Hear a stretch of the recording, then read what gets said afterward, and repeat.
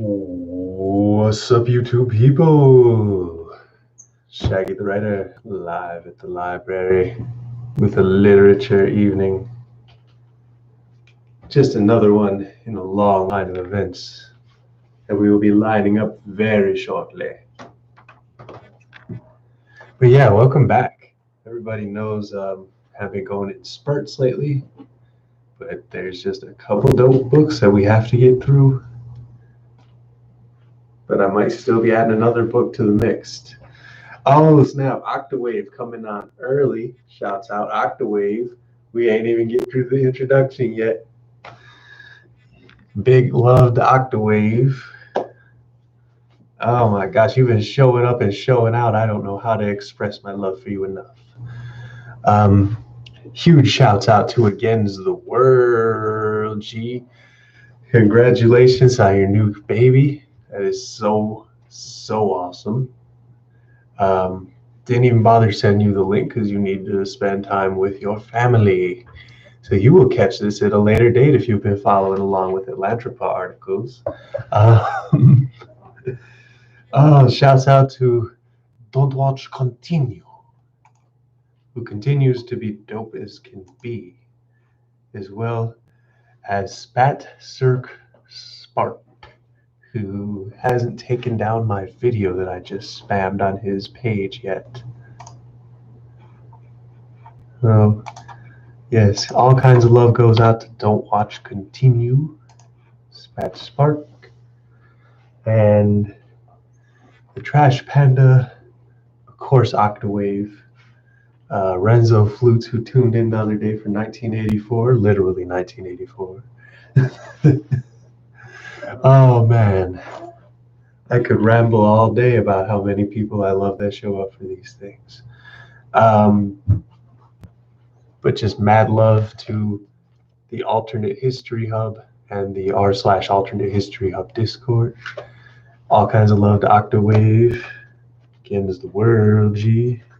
Let me stop. I've already mentioned these people.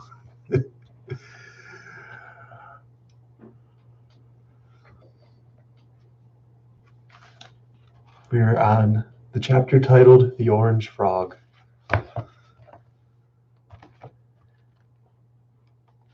As the sun rippled over the horizon, we too crested over the final slope of the descent. We had spent days cramped up in the ship, unable to leave. We appeared like a fine, flat plain, but it was deceiving. The temperature was so high that even going outside with a suit would spell the end of an unlucky sailor. All that matters now is that we made it out. The gradual incline levels off into an expanse of flat, sandy desert. Unlike the land up north, where cliffs form a wall around the white landscape, the region of the kiln has far less anything. We're in the southern portion now, the area closest to the continent of Africa. There are no cliffs, there are no landmarks of any kind. Our instruments and a dust storm far in the distance are our only aids in navigation. Without them, we wouldn't even know which direction we were going. I stand on the bridge, arms to my side, joined in by the usual ensemble of Volker, Witzel, and Ulrich. I examine a pristine, barren world, devoid of any imperfection. Just one canyon could ruin its purity, one crack in this uniform plain, but no, it is as flat as a marble tabletop and just as smooth. There is almost a pang of guilt in my stomach at the thought of tearing a trail through such an untouched landscape with the ship's mechanical treads. Volker and Wetzel stare into the storm ahead. Ulrich looks out the window. We've rarely talked since our fight a few days ago. Not an ideal Aryan in the mind of my own brother. What a joke. I don't need to abide by his views of peace and prosperity like those knights up north do. Could I read Hitler's book more often? Of course. But I seem to neglect doing that when I have a job of commanding this ship. It's easy for a kid to lecture me on failing as my duties as an Aryan when all he needs to worry about is studying that book. For now, I have other troubles. For example, the sandstorm is slowly migrating closer, swirling around like a beast, making its way across an untouched salt sand. It's a wall of orange as tall as the dams of Maria. I can hear the winds howl outside the bridge's metal walls. Flags frantically dance as they are caught up in the gusty anticipation. Storms are no issue for the ship. It's just sand and wind, enough for the howling dark to handle. We've already been through 5 or so on this journey alone, yet they are still an inconvenience. Visibility drops to 0. I always prefer for us to get out of the storm quickly, for that we'll need to hug the edge. We should turn a bit to the left, I command, staring out the window. Hug the edge of the storm and try to avoid as much of it as possible. Volker, standing at the wheel of the ship, nods in understanding and adjusts course. The ship slowly begins to veer to the left, turning to reach the edges of the incoming storm. The wall is large and right in front of us. There is no possibility that we can avoid it. It's much too wide for that. But if it's going to hit us, we might as well make the best of it. It's still a few kilometers away.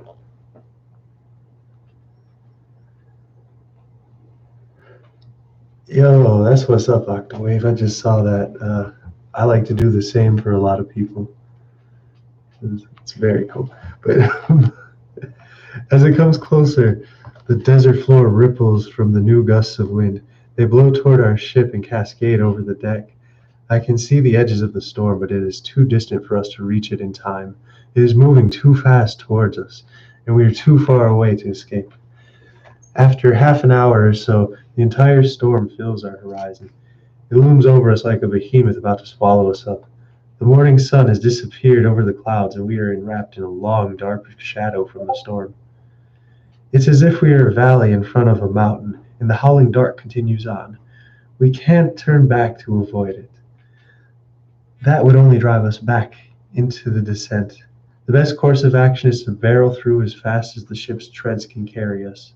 The Reich flag flutters as the ship's bowsprit, and the golden swastika glinting against the last rays of the sunlight we have left.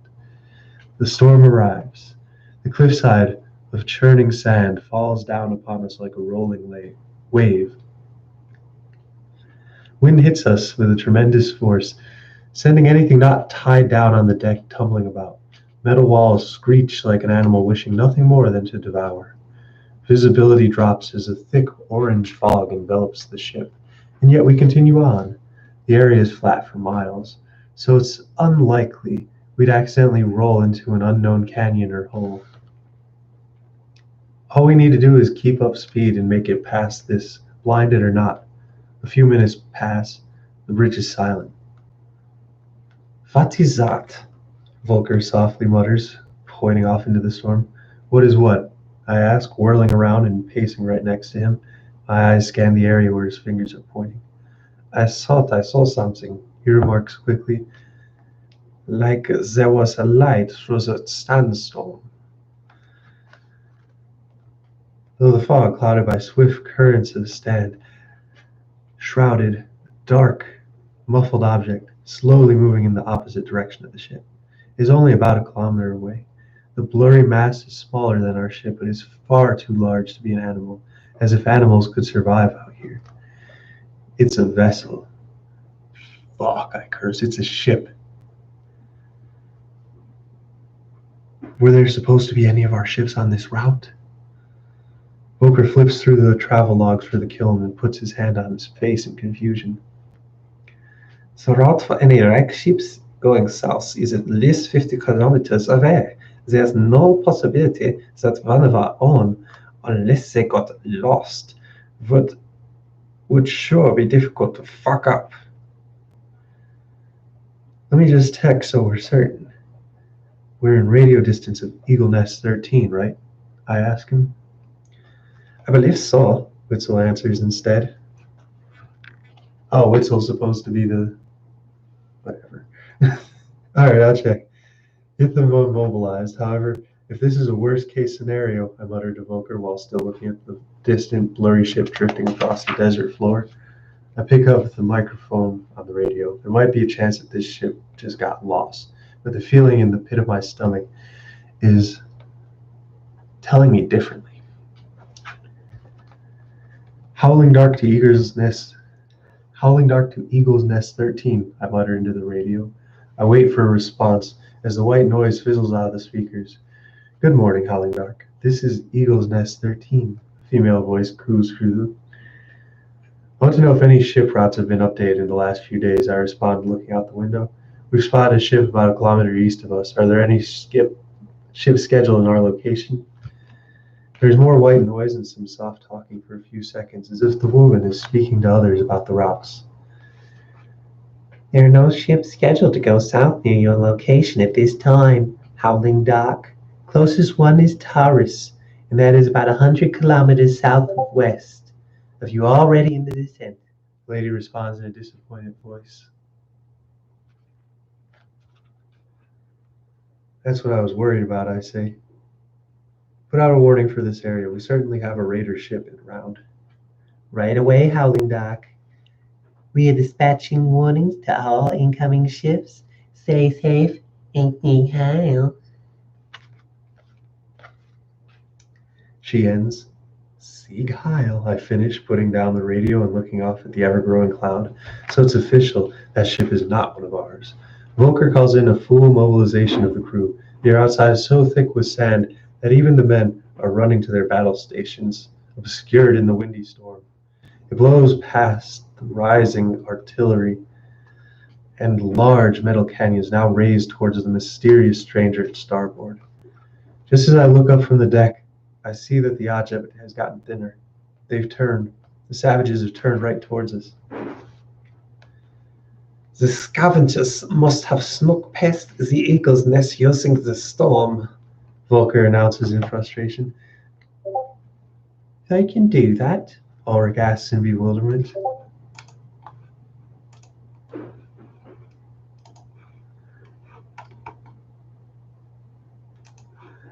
Oh, bad. The nests aren't that close together, I respond. They're mostly to attract raids, like flies to honey. It's not a wall. I don't know why they're coming this far north, though. There's just sand here. Closest thing is 13, and that's what? 50 kilometers to the south? Unless it's not trying to raid an eagle's nest, I respond, my voice layered in irritation at the situation. Could be hunting for ships. Should I call in an EGA drop? The nervous Ulrich asks me. I shake off the suggestion. No, I say, collecting myself. We take them ourselves. But I said no. Ulrich gives me a look of disapproval and walks away. I'm too distracted by the circumstances at hand to care about his concerns. This is a large ship. We can handle this ourselves as we always have. It may not be ideal fighting them in a storm, but it's not an impossible feat. As well, the Howling Dark hasn't been in a good fight in a while, and I'm itching for one. The dark mass grows larger as it comes closer to our position. They most certainly are moving in for an attack. All right, I announced calmly. Witzel, get some main cannon fire on the dot. Time to send them a greeting, Volker jokes, followed by a mutter into the radio in a small, crackling voice, squeaking confirmation. I see through the warm mists of the sand the main cannons in the front deck rise from their horizontal position. The location has been targeted, primed and positioned to fire, Captain. Volker speaks to me. Fire, I mutter into the radio. The void erupts into an explosion of bright yellows and white-hot flashes. Two thunderous pillars of smoke. Why is it? Oh, God, I'm about to close out Discord. That is too annoying. The void erupts into an explosion of bright yellows and white-hot flashes. Two thunderous pillars of fire and smoke erupt from the main cannons. The light from the flames reflect off the thick currents swimming around the men below.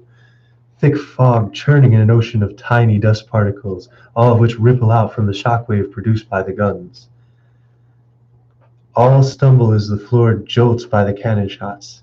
It is a deafening roar that rattles our ship to its core. There is another pause. A few seconds waiting to see any blurry light in the distance, waiting to hear some sound. Seconds go by, I feel every moment in the beating of my heart. Flicking lights dance above us in the thick cloud. It's like a phantom slowly revealing itself. They've been hit. Three bright flashes bloom from the soft flames covered by a kilometer of sand. My stomach plunges like a rock into a deep creek. How did those shots not destroy them? They've always been able to take out scavenger ships in a single barrage. More seconds. My stomach drops even lower. It's as if lead has been planted directly into me. Light sparks out in three quick successions from the approaching ship. More seconds. Bright flashes erupt around us. Shadows and scrambling men appear, made for a solid, for a brief moment, as the explosions illuminate the ship in every direction. The roar of the blast knocks all in the cabin off our feet. Ulrich drops onto the floor. I catch myself on a bar, holding myself up. Pillars of flame shoot around on the side of the deck. More seconds. I spring myself up to regain balance and lunge toward the front window to examine the lower deck. Picking up the radio, I call for a status report. I'll respond that they're stable. We haven't been hit. The barrage missed. Now it's our turn. Prepare another barrage. I order Volker, already standing near the radio. He cries out the same thing into the microphone. More explosions from our guns. The ship veers sharply as we turn, all of us on the bridge, to struggle to hold our feet. The barrage has been the one. It has to be the one to knock them out. More waiting. Bright flickers of light off in the distance. Appears too far off for it to be a hit, though. Damn it. We need to pick up speed. I call to Volker, who immediately pulls the lever on the dash. The ship's treads spin even faster in an attempt to dodge whatever oncoming barrages are next. The enemy ship is now only half a kilometer away, and it's closing in fast. Lights in the distance. We swerve seconds later. One explosion is so bright in the darkness I need to cover my eyes. Another is so thunderous I lose my grip on the dashboard and go tumbling down. The final one I hear brightens the entire bridge with a warm glow, followed by the sound of screeching metal. Fuck. I bring myself to my knees and alarms blare into my eardrums. The radio chatter awakens as voices yell into muffled tones. We've been hit, but where? I order another barrage and keep my eyes on the ship, but I need to see the damage. I have a sinking feeling that I know where it is. My helmet is placed on my head, and I open the door leading out of the bridge, running across the balcony to get a view of the stern, only to be met with a small inferno. The stern's dock has been hit. Fuck. Damage doesn't appear to be massive, but we've taken a direct hit. Flames rise from the shattered metal beams jutting out from the deck. Armored figures scuttle about to douse the flames. Fucking scavengers. Thank the wreck that this ship is large enough to sustain these blows. As I stumble back to the bridge, another round of our fire knocks me around, but I'm able to make my way back in just in time to see the tiny explosions connect with the incoming vessel. Fire again! I yell before he can respond another time. There's a lull in the fire. The scavenger ship hasn't retaliated. Through the warm mist, the orange glow from the incoming vessel appears to be growing. Within seconds, it becomes so bright it shines past the cloudy sand and becomes a white shining light. The light fills up the bridge as it shoots higher and higher above us all, mushrooming out as it grows. Then as soon as it arrived, it disappears. A deep boom radiates throughout our ship. The sand from the storm dissipates for a moment as the shockwaves blast it away. For a moment, I gaze upon the smoldering scavenger ship still moving purely on momentum towards us. It's like a bowl of fire, the entire top deck obliterated by our guns. As the bulbous cloud grows, the treads beneath it give out, and the ship flips over on its port side. Sand engulfs us once again, but the ship is so close we can make out bodies toppling out as the machine crumbles onto the ground. Some of them scatter about, running from the mountain of debris falling above them. A couple escape, many do not, as the steel slams onto them. Metal and steel scratch like a wounded cat as our vessel crumples, concave into itself. With a loud crash, the black mass lies still, leaning on its side as smoke rises from its broken husk. The scavenger ships are far different from our own. They appear more cobbled together. Unlike the Reichs, which have a basis in the ancient warships, the scavenger ships are more jaded, with tall metal towers and spindly columns. This one is so close I can even make out the numerous thin flags flying from around it, although now they are engulfed in flames. The deck down below breaks out into cheers as they witness the sight. We got 'em. Celebrations go around the bridge as we congratulate one another on a good kill. The Howling Dart continues on its way past the wreckage of the enemy ship, leaving the scavengers that survived to boil in the desert. What luck as well. The sun was beginning to shine through the fog of the now passing storm. Shadowed bodies run in panic around their destroyed machine. They won't have long to escape the kiln's blistering heat.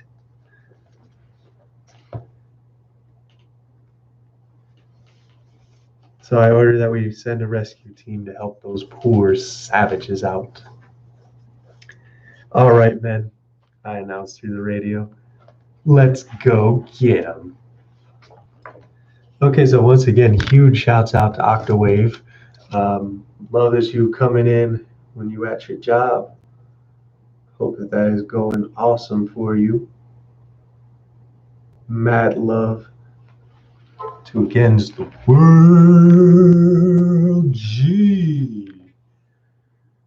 Who, like I said, he just had a kid, so just awesome news all around, I guess.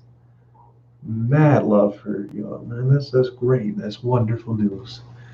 Now, I did notice before that we have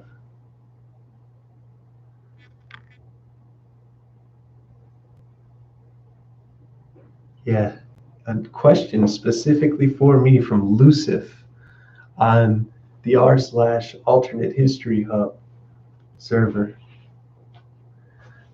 He was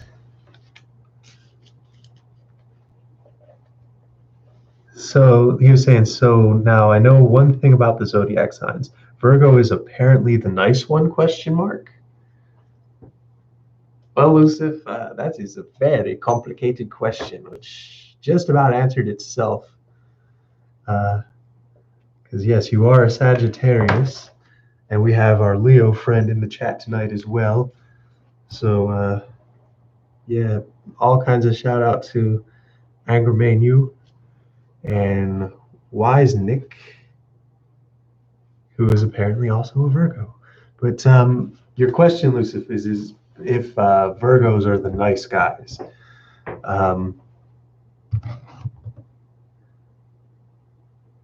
So not particularly, but at the same time, yes. You can't automatically put nice on any one big group of people and just expect it to stick. That being said, Virgos have a tendency to be definitely one of the nicest signs, one of the hardest working signs, one of the most loyal signs. They vibe very well with Cancerians like myself. But yeah, you just can't say that they are all nice. I will also add that you have to be very watchful of your Virgo friends because they have the highest likelihood of becoming serial killers. Yeah, just for reference, Stephen King is a Virgo. Just want to throw that out there. They're very solid people, but you need to look out for your Virgo friends. Matter of fact, I'm going to type that out for him.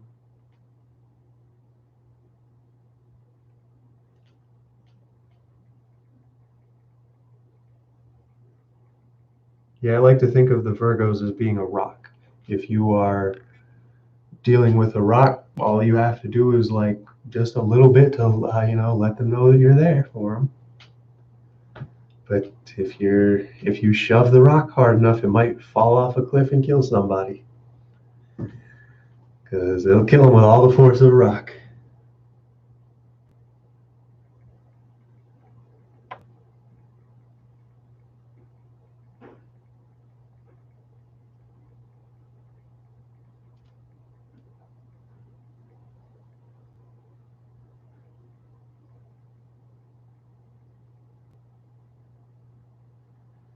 But yes, so then Wisenack is a Virgo, and Angermanu said, "Oh, how the gentle winds beckon through the leaves of the autumn colors fall, dancing in a swirl of golden memories, the loveliest lies of all. Yeah. He is or they are a Leo, and it is Leo season currently.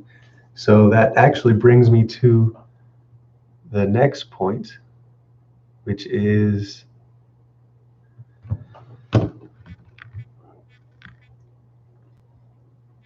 that I will be reading Leo books momentarily in the very near future. Not momentarily, but I really just want to make an announcement that I just wanted to say I will be reading some Dumas in the future.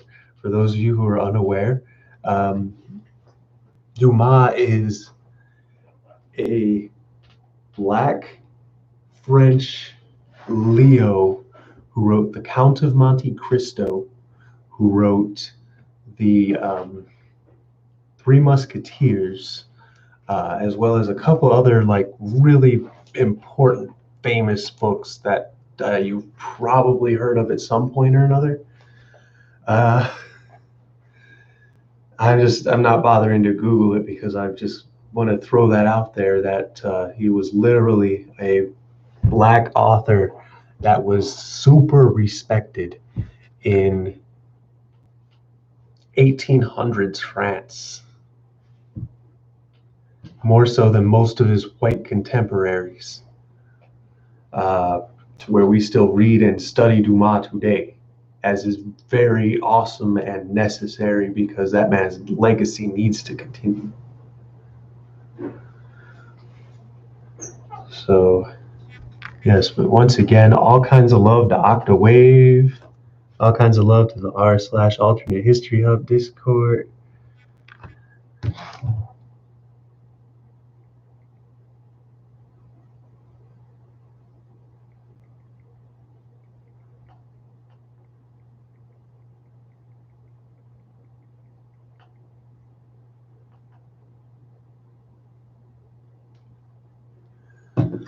Oh yeah, Gavolt. Oh, I'm hesitating because I have to go back in and read more about Nazis. But shouts out again to the world. Gee, congratulations. Shouts out to Don't Watch Continue. Shouts out to the r/alternate history hub. And yeah, also the Sparks Kingdom, which is so awesome. Discord love. Got you guys pulled up on my phone. I did not close out Discord. But remember to smash that like. Special guests. The reconnaissance vehicle barrels away from the howling dark, leaving a cloud of dust in its wake. The six-wheeled, heavily armored truck is a necessary requirement for any ship out here. For example, let's say the ship is going down. No man wants to be stranded in the desert, of course. Without recharging, the cooling systems in the armor will shut off in 32 hours, leaving the unfortunate soul inside to wither in the heat. When all else fucks up, that vehicle is beast that lugs us all back north, which is why we simply named it the Camel. I stand at the bow, observing the distance, a thin wisp of smoke floating like a snuffed-out candle. We should reach the crash site in a matter of minutes, but the storm is dispersing, and I don't want to lose any guests. Who is to say one of them won't succumb to their injuries by then? Can't allow them to escape their fate that easily. The fuming crew around me appears to agree. Many pleaded for me for the opportunity of capturing the survivors. It was quite difficult picking just 7 from an ecstatic bunch. Those that remained on board crew around me on the bow eagerly awaited the arrival of our special guests. Everyone wishes to get a first glimpse of the Camel coming back to the ship. They stare at the crash site like hyenas surrounding a corpse, laughing and chittering in anticipation. I grasp my hands behind my back and contemplate how exactly these scavengers could be punished. Sanding is a simple way, but I've already done so many sandings. All right, one will be sanded, but the rest I want to experiment with. We have a few more days before the descent anyway. Might as well have some fun. I examine my metallic arm, imagining it being driven into the eye sockets of one of them. Such an image of them grasping at their bloodied face fills me with a primal, carnal flame of ecstasy. Chants for retribution from my crew fill the air. Thick as the dust churned up by the treads, they are rightfully furious because they were almost obliterated by a cowardly attack. I've never seen such a ship come this far to hunt for cargo. Sometimes farther south they'll try and pick off the lone ships, but never those coming right out of the descent. Have you heard anything yet, sir? One of the men, a grizzled veteran with a rusting brown arm, asks me. Others cheer at this question. They are awaiting the confirmation from the Camel that they have found survivors. Not yet, I declare. I can hear the buzzing chatter inside of my helmet. The Camel is in direct communication with our radio channel. When they reach the crash site and find any survivors, we'll know. What are you going to do to them, Ansel? The collected voice of Ulrich asks me, cutting through an inferno of angry chants. I don't know yet, I respond, lost in a pool of my own imagination. My brother's silvery figure glides next to me, joining in the observation. Does this mean you are unsure of what their punishment will be, or does it mean that you are unsure of how you will kill them? Is that not the same thing? I ask, confounded by such a question. The first means you might kill them. The second means you've already made up your mind. Why would I not kill them? I chuckle at the absurdity of his rhetoric. They tried to kill our crew. They tried to kill you. Now hear me out. I think this could be an interesting opportunity. Ulrich theorizes like an old scholar. The Knights have always wanted to study on life subjects, but well, you guys kind of kill them. I don't like where you're going with this. I'm just saying we would bring them back to Germania in chains, of course, and the Knights might like to study them. Study them? I know Knights that could experiment with them in a controlled space, see what their IQs are, observe how they think, and then, after we are done, maybe dissect them and look at what's going on inside those scavenger brains. I don't see the use there is in that, I spit. They're savages. They're like flies, remember? How much is there to learn from them?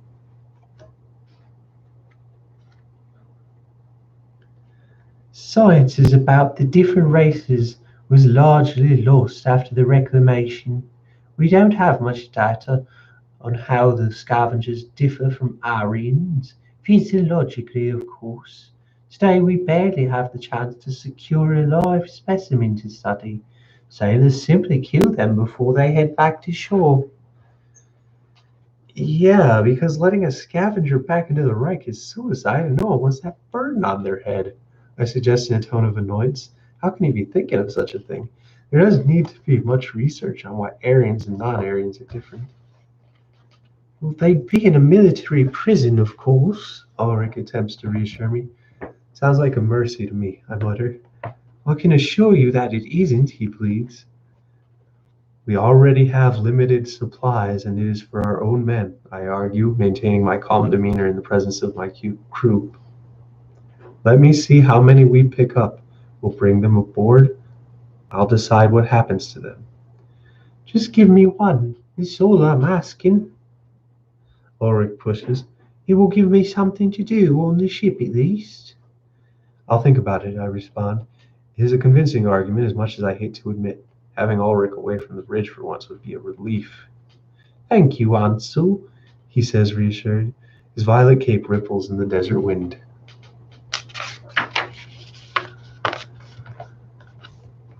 After that sneak attack, though, I continue on, I doubt the crew will let him stay alive for long. Before Ulrich can say another word, the radio crackles inside my helmet. I poke a finger up to signify that he should be quiet.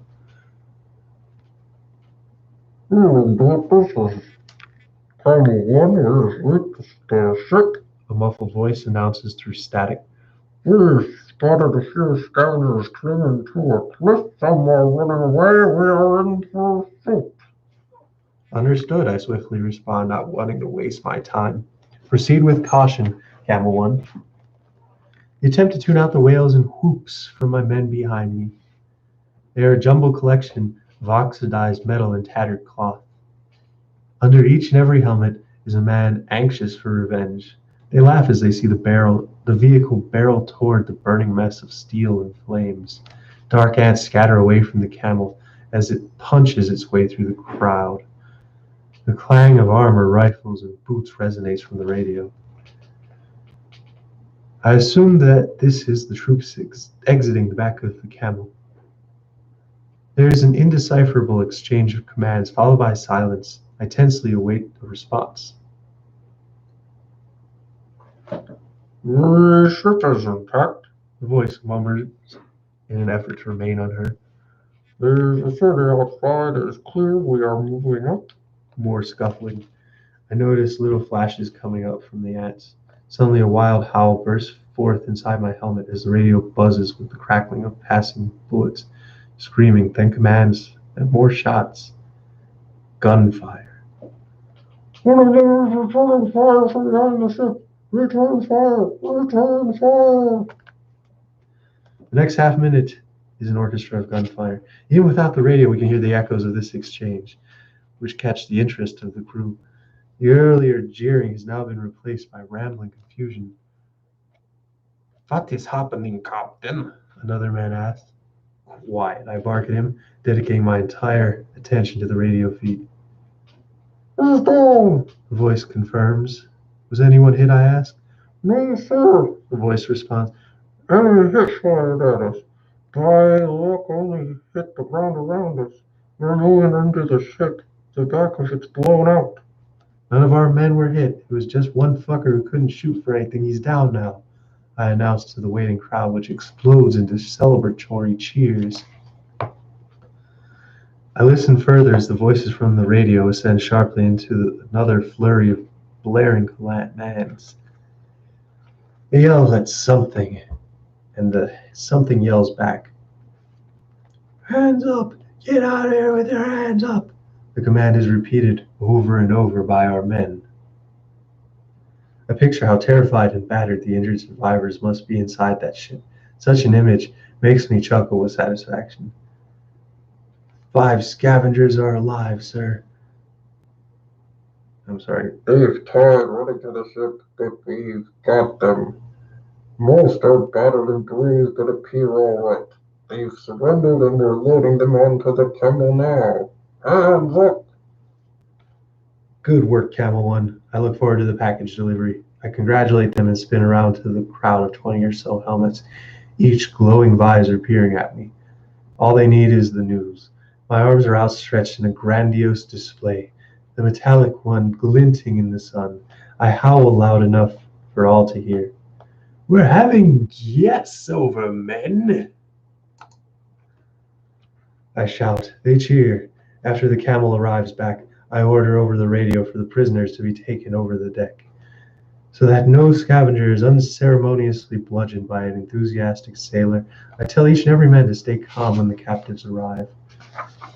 If there is anything that can taint this day, it is the boring effectiveness of mob justice. This had to be a theatrical affair, entertainment for all on such a long journey. For the rest of the day, the ship will be the Colosseum, we the lions. Bring them up now, sir. The voice confirms. Understood, I respond back. The hatch in the central deck springs open and the crowd becomes restless. I bellow for calm and their voices die down. From the hatch comes the first one of our men, armed with a rifle and clad in his armor, a red cloth swung over his shoulder. He barks down into the hull, pointing his rifle before proceeding forward. In his wake follows a group of 5 small brown creatures, all chained together in a line. Each stumbles onto the deck. The scavenger's eyes are wide in shock. The whites of their eyes contrast like a full moon in the night sky against their charred complexions. I've never seen them so up close before. The man in the red cloth jabs one in the front and the line hobbles faster toward the bow of the ship where I await them. Jeers and insults permeate from the crowd. However, by my orders, nobody else lays a hand on them. Remember that we can study them, Ulrich says in a last effort. I told you we will see, I retort, my temper reaching boiling simmer like the desert heat. Line of hunched-over captives navigate through a parting in the crowd. Some hang their heads low toward the metal deck. Others look around in confusion at the situation before them. All wear tattered and bloody clothes. The red-clothed man points his gun again and gestures for them to kneel. They understand that gesture and comply. I raise one hand up and my men go silent. Only the rumbling of the heads and the whistling of the desert wind can be heard. I ponder what might be going through their minds at this moment. Are they terrified? Are they confused? Do they even understand existence like a human, or are they more acting on instinct like frightened cats? Fuck, maybe Ulrich had a bit of a point. My mind wanders to how this situation might appear from their perspectives. Every man is covered in rusted armor. We tower over them all. The visors of our helmets are alight with the colors of red and blue. What a sight that would be to them. They are all sweating profusely. Each armpit is soaked with perspiration. Being exposed to the kiln's heat so long must be an agonizing experience. We're in a basin, a cooker. The heat is incomparable to anywhere else. Not even wildlife can adapt to it. After a few minutes, the hallucinations will set in. After 30 minutes comes heat strokes, and after an hour follows certain death. However, these savages won't be lucky enough to live that long. As I contemplate this, I hear through a silence the desperate, hushed voice and turn my head to a scavenger farthest to the left. His head is pressed deep into chained arms, and he is whispering a series of strange words. I can only make out a few, something about a Yasu Allah. With a heavy stamp of my foot, I stroll slowly towards him. He is shaking, though he does not lift his head. What is he doing? I stood over him, his head just above my knee. I imagined stomping on him with one solid crunch, yet convinced myself not to do it. Instead, I simply kneel down, reach out my metallic arm, and grab him by his coarse, black scalp. He lets out a cry and stares right into my dark helmet. Is praying, a ragged voice desperately blurts out beside me in broken German. The sound cuts through the ship like a rock, and the crowd goes truly silent. A few gasp and whispers spread like fire. I stay crouched down, confused at what I just heard. Did I just hear German words? I turn to face a gray-haired one, leaning forward with his hands outstretched, staring right back at me. He is what? I mutter angrily, straightening up. He's praying. He's scared. The graying scavenger pleads. He has the pigment of bark from a tree. Years in the desert surely have done their work on the wrinkled skin and baggy eyes of this old man. I turn to Ulrich, confused. How the hell is this scavenger speaking German? Before Ulrich can respond, I bark to the old man. How are you speaking German? I repeat to him. He recoils at this sound and holds a hand up to his face. Pathetic. What is this? I study from books, he croaks. Books? What do you mean, books? I ask with an infection of a python's hiss. Books, they come from big towers. Eagle's nest. He's talking about eagle's nest. How the hell did he get books from eagles? Did he steal them? Did he kill women and children to get them? He's a fucking thief. Cut his head off. A voice yells from the back of the crowd, which responds in agreement. Wait, Ulrich pipes up, quickly moving toward me. He stole books from an eagle nest. He might have killed our own, I conclude. Keep him alive. We could find out something, Ulrich pesters in a hushed voice. What if it's a trick, I retort. How is speaking our language a trick? Ulrich whispers, confused. And even if it is, we can get information from him, study him. How did you obtain the books? Ulrich asks the scavenger. How books? He mutters in puzzlement. How did you get The books. Ulrich simplifies himself, making a gesture of holding out a book. The man continues, the nerve is shaking. His eyes dart from one helmeted face to another. Out from market. Merchant said, book for children in big tower. A German school book for kids, Ulrich says to me. Yeah, I can connect the dots, I say. So they steal our stuff and sell it to their own people, the thieves. No, we need to keep him alive, keep him captive. No, Ulrich. You don't understand how much of a waste it would be. Imagine if we could gain from knowing their twisted psyche. We could find out where they hid more of those trinkets, keep him isolated, and now talk to him. Are we killing them or not? Another voice rattles out and the men grow restless. Hold on, I'm fucking thinking about this one, I shout back, pointing an armored finger before the kneeling scavenger. What do you say? My brother asks me. I say you're an idiot, but I admit I'm a bit curious as well. This better not fucking backfire on me, I argue. Thanks, Laurie says. Do with the rest as you want. I plan on it. Let me ask him one more question, I conclude, turning to the scavenger. Why did you attack us? He looks at me with worried eyes and stutters, attempting to conjure up the words. We attack because, he blubbers out, looking at the floor, crestfallen. Thank you for that confirmation, I said. We'll take care of your friends and you can stay with us. Take him away. I motion for the red-cloaked guard to separate him from the group. The old scavenger looks around, confused and shocked. I think he caught on to what I was saying. He screams in a foreign, blistering tongue to the rest of his kin, who begin to wriggle around, attempting to escape. They cry out in pain and anger, staring at my helmeted crew with dagger eyes. With a swift motion, my fist connects with the closest one. His jaw cracks and his head spins sharply away. Blood and teeth ooze from his gaping mouth. The rest of the prisoners quiet down, their brows now narrowed in anger. Most are still shaking. The old man is dragged away by the guard, and Ulrich follows. The crowd parts for them and closes once again, hiding all three from sight. I have 4 carplets left before me, who must pray for their crime. They cannot speak German. They are of no use to me. What should I do with them men? I call out toward the mob, which meets the cry with a barrage of colorful suggestions. Gouge their eyes out, most suggest. They can't shoot without arms, rallies another. Not recognizing our language, but comprehending the tone of the crowd, some of the culprits wiggle uncomfortably in their chains. One of them looks at me with a sullen face.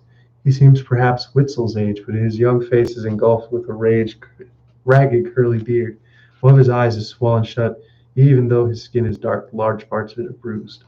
I face him. His expression evolves into one of pure contempt. He growls under his breath in a string of incomprehensible gibberish. The message is clear, however. He's cursing at me.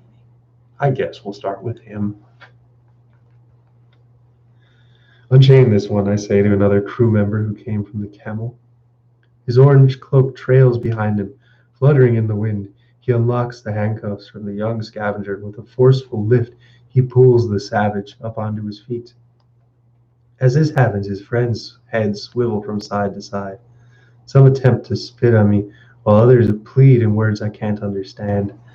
I grab the small neck of the scavenge and yank it towards me.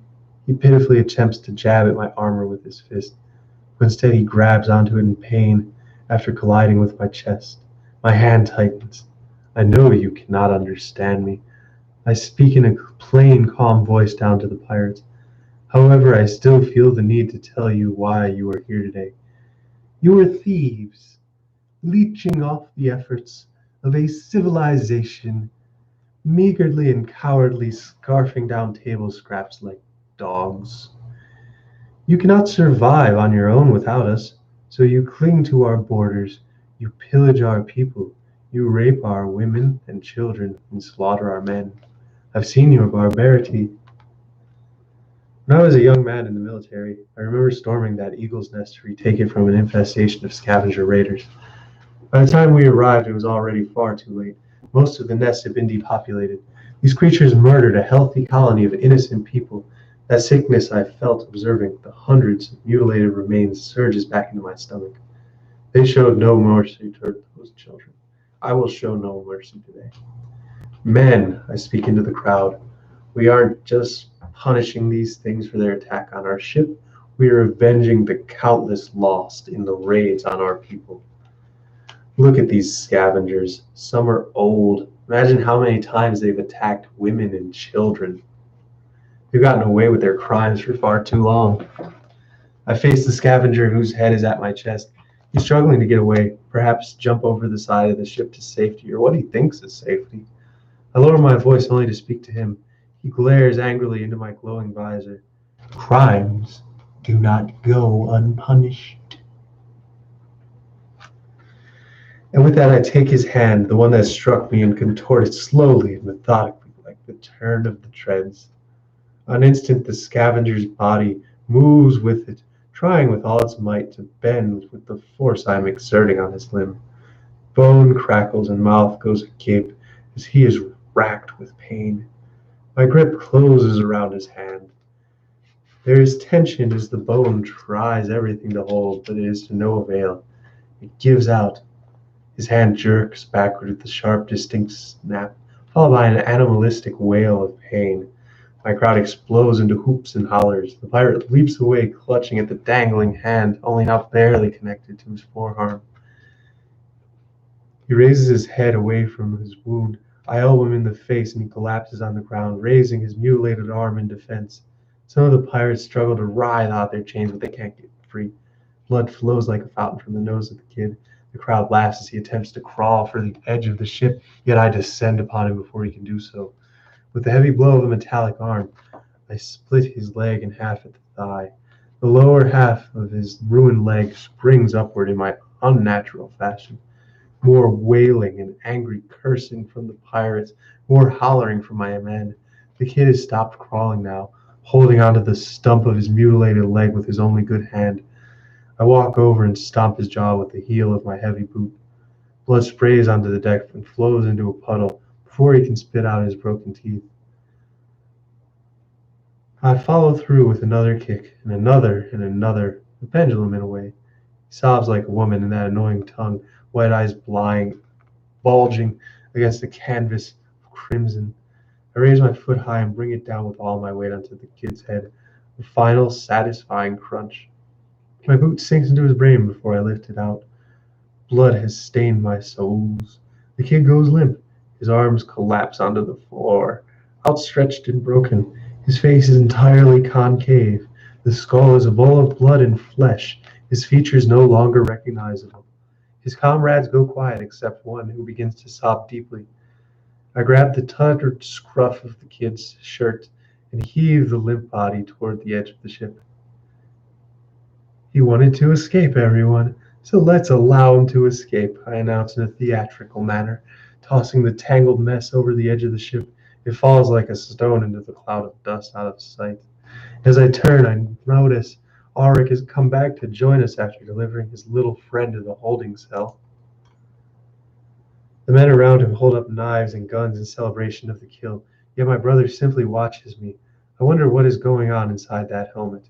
He walks over to me, keeping his voice down low. "What the hell was that?" he asks. "It's called retribution," I hiss, whipping the blood off my armor.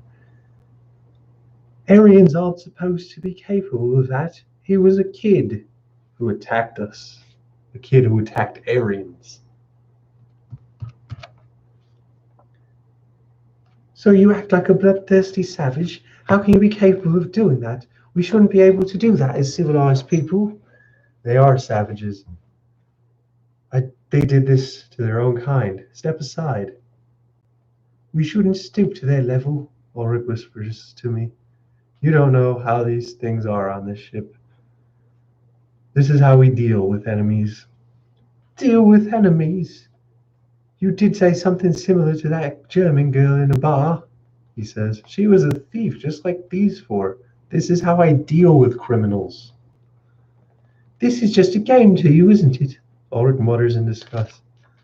"This place is your personal playground to act how you want. Forget it." In a defeated fashion, he slinks through the confused crowd and disappears from sight. He says we should spare them for experiments, and next he says we should end them quickly. What the hell is going on with my brother? Before I can ponder this any longer, the crowd chants for more justice to be done, and I meet their demands, taking out the knife that I keep on my belt. I analyze its beautiful gold finish on the handle. The detailed eagle and swastika, I call it. It's a long, serrated, and gorgeous. I drive it into the neck of the closest pirate I see. This man, his head is barren as the desert, looks off distantly as his eyes begin to redden. He lets out a few quiet gargles before I pull the knife back out. He collapses onto the floor.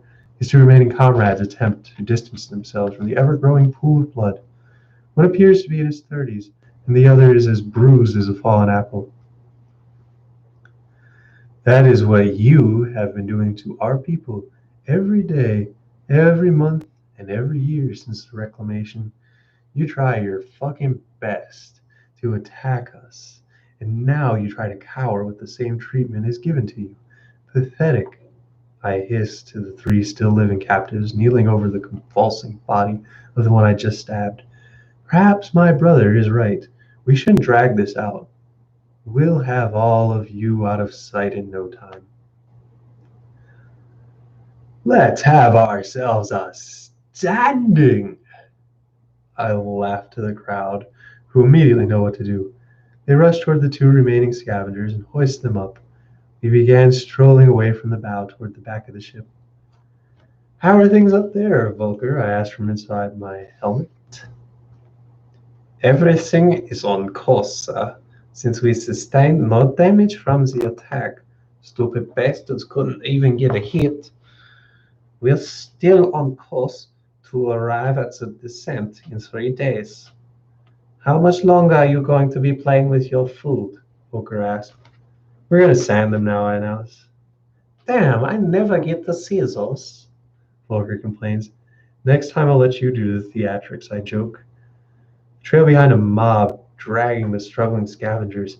I breathe deeply to take this moment to watch the vast, flat landscape we are leaving behind.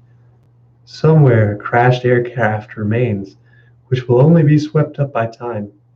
Eventually we all reach the stern. It's an area caked in sand. The air is thick from the cloud that trails behind us. It raises like a volcano, erupting beneath our very feet. All of us with helmets didn't quite mind, but the scavengers began to choke and cough from the dust-filled air. Their eyes water as particles fly into their open eyes and mouths. It's time to begin. Get the ropes on them. I ordered 2 men bring out a long pair of old tattered ropes. Sandings are a long tradition in the kiln. Being exposed to the elements is the ultimate torture. The sun becomes a welcome friend, as it quickly cooks the skin and overheats the body. Like I said, now we're on to death. Yet sailors over generations have found crafty ways to make that pain last far longer. It turns out the best shade in this desert is the cloud that we leave behind. It blocks the sun just enough that the heat doesn't cause instant death. Say a man is thrown overboard with a rope tied to his legs. He's lowered with his back to the ground down on the desert floor, nicely under the safety of the cloud. It's important to lower the man just enough that he drags along the edge of the sand. The ship continues on its way, and he goes along with it. Now sand is a coarse material. Millions of those little rocks rubbing against the skin can have a nasty effect. After days, it can even begin to grind and eat away at the flesh, strip down to the muscle, and finally the bone. The crew can sometimes hear the screams and moans from the unfortunate victim. Those are always the best sounds. Often sandings are used for disobedient men or for traitors of the Reich. In this case, a special sanding is now in order for the savages who attacked us. Tie them on their legs, make it nice and tight, I say. And it is done. Scavengers attempt to bludgeon one of my men, but it only seems to hurt his hand when he strikes the armor. These men are a people of the desert, I announce, holding my hand out to the 2 pirates being tied up at the legs. I feel we should reunite them with it. What do you say, men? A series of agreements permeate the crowd. Fantastic. So let's begin. One of the pirates quickly begins begging. He attempts to kneel and plead, his still chained hands outstretched as a sign of obedience. I require a pistol, I order, and one of the men who captured the culprits leaps to fulfill my wish. I thank him and check the gun. It has a very fine handle as well. It isn't gold like my knife, but the finish is very attractive. It'll do nicely. One pirate is still holding out his trembling hands while the other has his head down in what I assume is a prayer. Thank you for making this easy, I mock. He has his hands right out. What a kind gentleman, the crowd laughs. I walk to the side of the begging man and hold out my pistol to his head. His arms defensively go to his face, and I am annoyed. Someone grab his arms, I demand. One of my crew forcefully jerks the pirate's hand away from his face. That's better. I aim my pistol again to his head and take in the fear that the creature is displaying at this moment, the very end of his life. Only now does he truly understand how those innocents felt when his kind, perhaps even himself, struck them down without mercy. With a smooth motion, I aim away from the skull and fire 3 rounds at his hands. They shatter on the impact of the bullets, turning into a pulpy mess. The pirate lets out a shrill scream and flails about in agony. Now we can't untie the rope, I conclude in chuckling satisfaction. Throw him over. 2 men lift the writhing pirate up by his shoulders and drag him to the edge of the ship. The scavenger only has enough time to glance down at the cloud behind him before his body is flung over the side. A rope tied to him is attached to a solid steel pole, conveniently located at the edge of the stern. Right now, it's short enough for him to not fall directly into the ground. That is too merciful. Sanding is not a short process. He falls through the cloud, leaving a puff upward in his wake. The rope snaps straight, and we hear a single crack of bone, even through the churn of the engine. The last scavenger seems not to take in the events around him. His head is still bowed. I assume he has accepted his fate. I slap his head, and he raises his arms in defeat. Still not looking at me in the eye, I grab his face. I force him to look at my helmet. His eyes look up into the sky. Very well. I shoot 3 more rounds into this one's pair of hands and order the men to throw him over as well. Without a scream or a cry, he goes over. Another snap is heard and then silence. The men untie the ropes, loosen them up, and retie them back, allowing what I hope are alive prisoners to be lowered onto the desert below. With arms raised in celebration, we all cheer at the justice we have done. Deep down, I know that I'm not truly happy with this experience. For a moment, however, I should try to enjoy it and not ruin the festivities with the knowledge that more of them are on the edges of the Reich, waiting to strike. Reich strike. Oh man, shouts out again to the World G, who just had a kid. Big mazel tovs.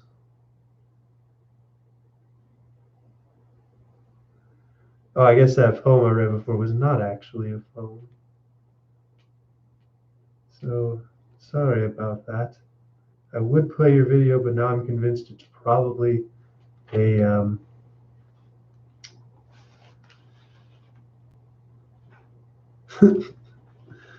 it's probably copyrighted though. But so we're not going to read that out loud. We got about 25 minutes before the library closes, so we can probably get through one more chapter. Because I'd imagine we got about 18 before the computer kicks me off. Just like all kinds of love to everyone who keeps showing up for these. Y'all are awesome. And it makes me happy that people enjoy literature. Octawave, I hope I'm giving you a good, awesome, soundtrack while you're doing your computer work. Hopefully this book isn't too much of a depression fuel, but it is a dope book. So, Mashiuin. I'm not sure how to pronounce that word. Mashiuin. What a fucking disgrace. Ulrich, the SS Knight, is conversing with the scavenger, or as he puts it, interrogating. It's not an interrogation. Interrogation requires pain. It requires that the prisoners suffer and spill out all they know, unless they spill all they have. I've gone down to the holding cell in the last few days when he wasn't there. I didn't see any new bruises or cuts on that ragged old body. How can this kid tell me that I'm not an ideal Aryan, and yet he's willing to spare an enemy of the Reich?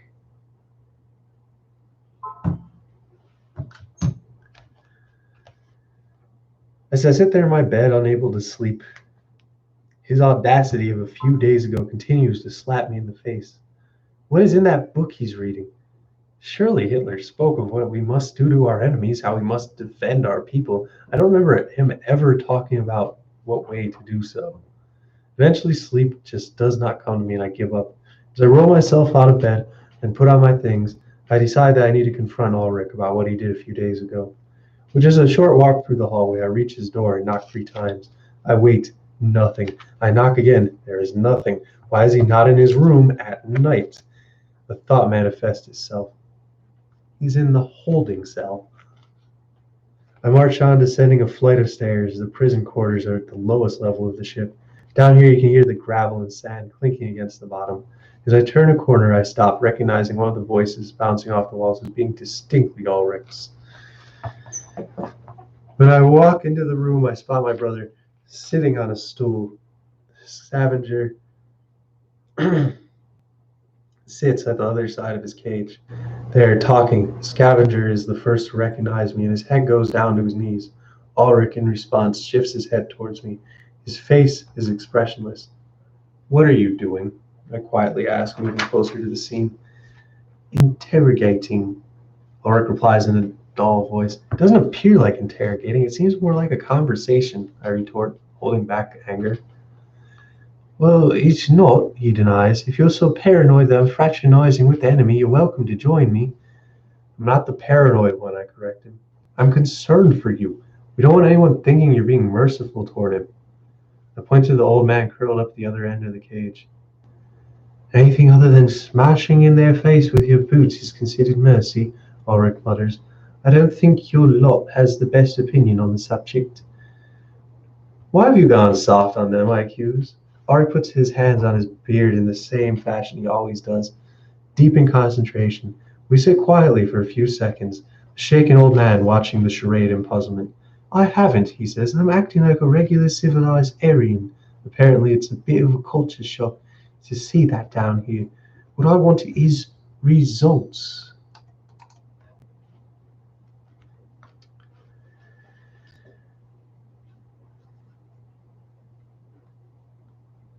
The scavenger isn't useful to me if dead. We could get good information from him, learn about what they think, if they think. So do you want to join me? I focus my attention on another seat in the room. I pick it up and place it next to him. We bring our seats closer to the old man sitting with his legs crossed in the corner of the cell. Tattered black robes cover most of his small frame. His beard has become disheveled after days in that cell, yet his composure is surely anything but. In fact, he sits in front of us calm and collected. This is Haroun, Ulrich says, pointing to the man. The fact that he even knows his name catches me off guard. You know his name? I ask in bewilderment. How long have you been talking to him? A few days. We've actually been able to converse a lot about the kiln and what it means for both of our people. Apparently, he is from a place of great stone mountains. He says they were built by man, Egypt. I brushed this little fact off and immediately went to no one answer. That's nice, I said, Aldrich. Did you ask him why Jews attacked us? Scavenger, I yelled at the old man. You are a Jew, a pest. Why you attack our people? A Jew? He says in a puzzled, raspy voice. It was as if the sand itself was attempting to speak, grating a nation. Jew, Jew, he mutters to himself. Yes, that is what you are, a Jew, I hiss. Oh, I know what that is. I read it in one of your books, the scavenger exclaims in discovery. No, in my home we call them al-Yehudi. They wear similar clothing to the pictures. Ulrich and I paused, taking in what he just said. What do you mean, call them? Ulrich asked. You are them. You are Al-Hudi. This is met with a laugh from the old man sitting on the floor. He raises his arms into light. I am tempted to stab him with a knife. I am not Al-Hudi, or as you call them, Jews. He chuckles. He's lying, I conclude. He thinks we'll set him free if he isn't a Jew. Then what are you? Ulrich asks, ignoring my sentiment. What is he doing? The old man reaches into his black robe and pulls out a symbol, a small metal object attached to his necklace. I am what we call Maishuin, he calls, holding out the necklace. We do not follow the Jews religion. I am trying to think of German word for it. I crouch back down and look at the necklace. It's a cross. My mind goes blank. How did this savage get a hold of the symbol of the Reich? No, I dismiss. You are different from them because you are not different from them because of this. He has the same symbol too. I point to a broad German cross plastered across Ulrich's armor. The German cross was a symbol that predated even the Reclamation. It's one of the few surviving relics of the first Aryans.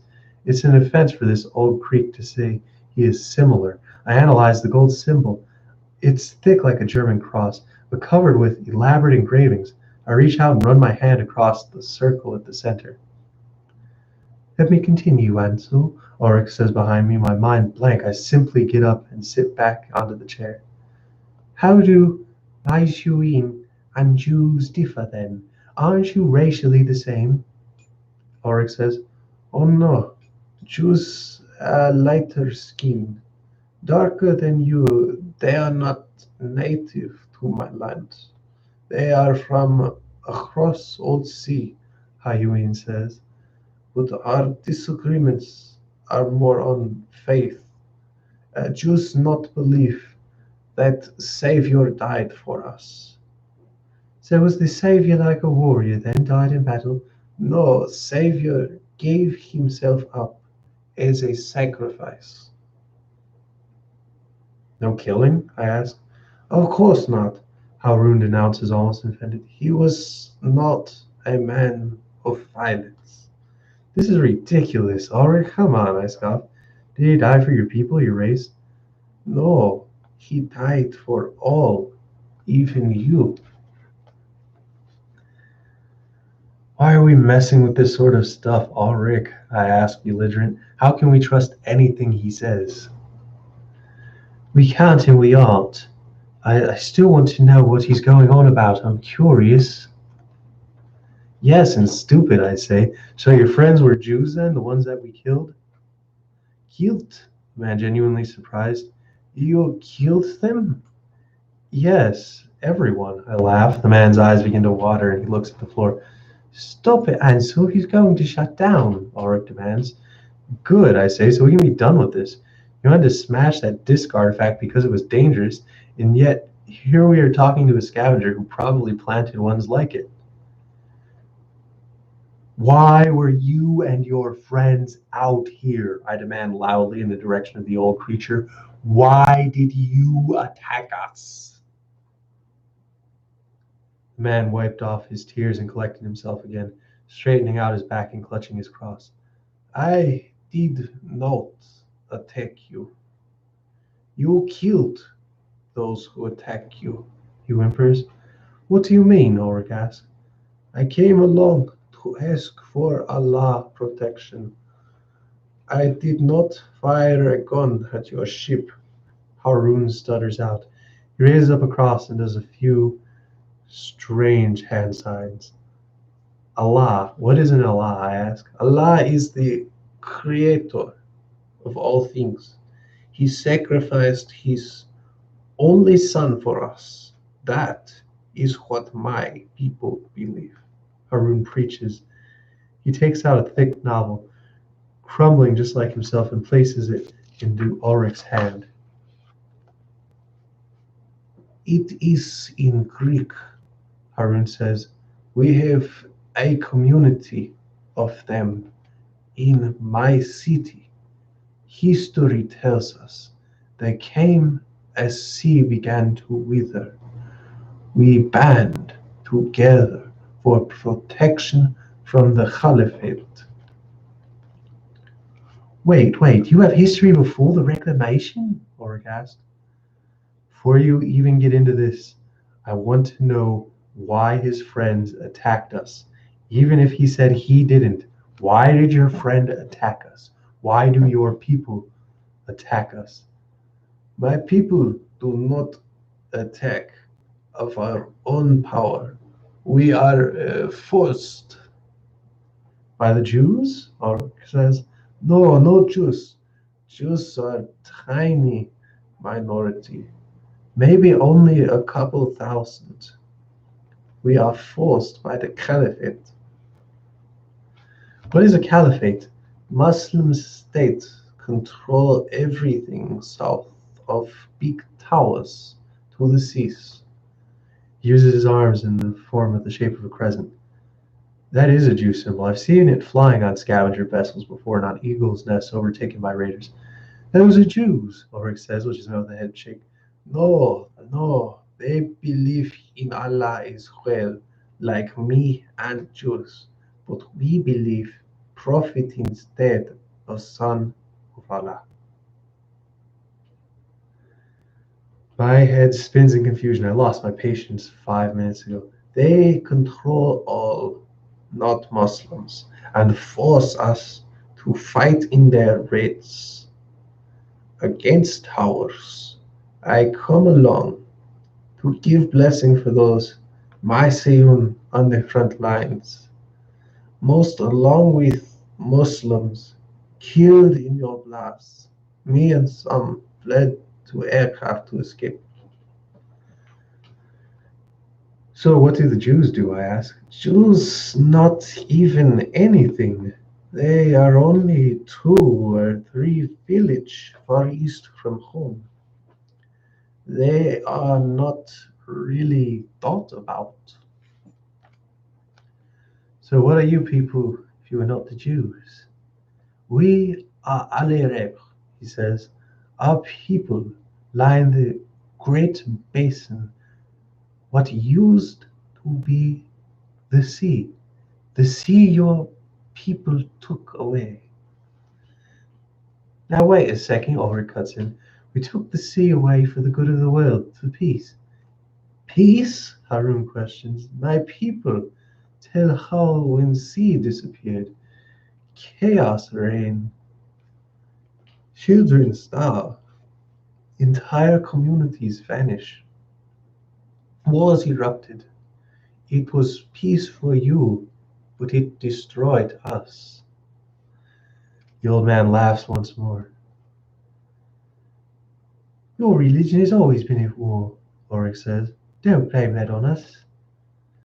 All religions have been at war.